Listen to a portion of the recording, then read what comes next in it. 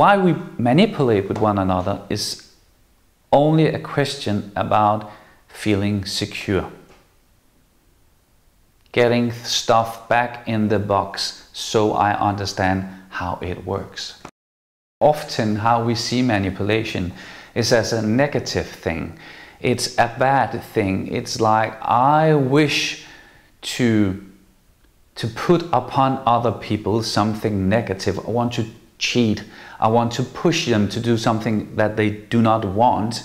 But that's only a little part of what manipulation is. Manipulation is what people basically do to feel secure. Let's say, you're driving your car in traffic and somebody is doing something that you wouldn't do, and you get obsessed by yelling at them, whatever. Actually, what you do is that you manipulate just by how you're thinking. He is wrong, I am right. That part, that's manipulation. You are trying to make a map of the world that makes you right and the other part wrong. It's going into the black and white thing again, He's good, or he's bad, I'm good, or whatever.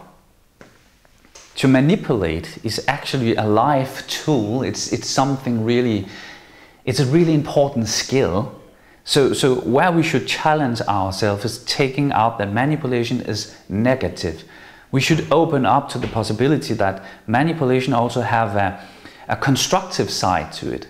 Something that works, something that is necessary, something that is human, basically. Just being born, manipulation is part of your life. What we need is to be pretty aware, quite conscious about the concept of manipulation, because if we are not, it's something happening in the shadows, something happening on a subconscious level, and when it's only subconsciously you manipulate, it can become quite bad, quite negative.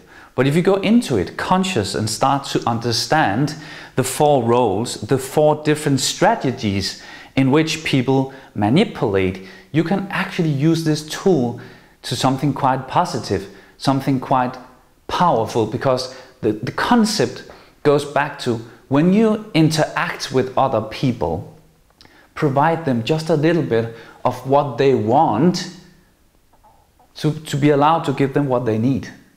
And that's quite powerful if you work within sales or as a manager or in a relationship. Any relationship between friends or spouses or whatever.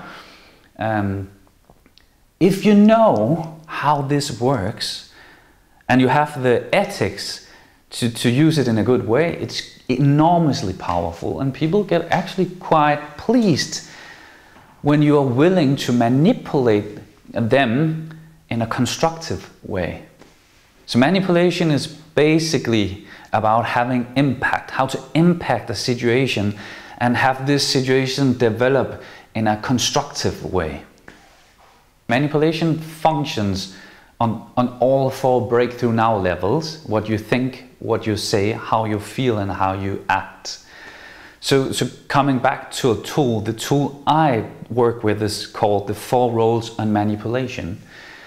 And what often confuses us people is that I have a personality and then I have strategies on how to get the world and other people to do as I like them to do.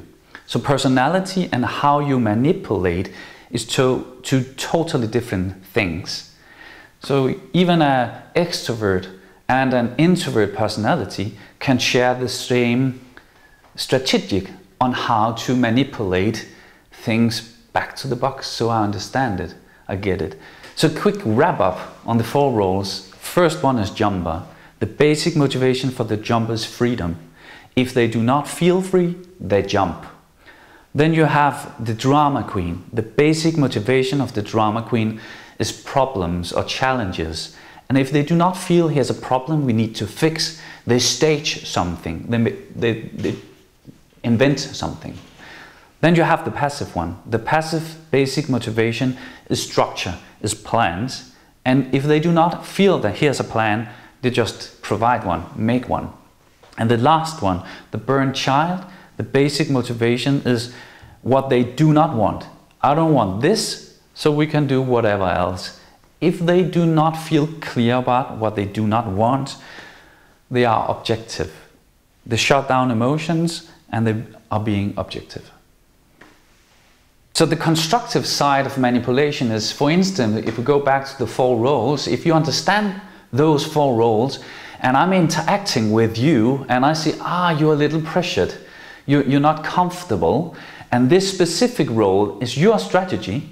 If I know what I can provide to you, if I know what I can give you to make you calm a little bit down, to turn back on the reason, the common sense, so we can have a constructive conversation, that is enormously powerful. What often happens by instinct is actually when a situation is building up, maybe we're a bit pressured, both of us, often what we do is that we only the fire a bit more instead of calming stuff down, knowing what to provide to have people relax and feel good about themselves again.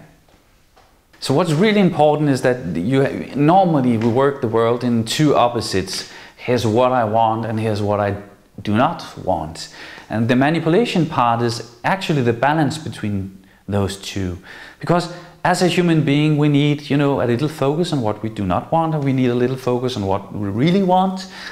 We need both to really get and understand how the world and myself in it is working. So to conclude something about the 4 roles of manipulation, what is really, really important? This is not personality. This is like playing a game, playing chess, for instance. What is your strategy? What is it you do that makes you believe I'm going to win this game? That is manipulation.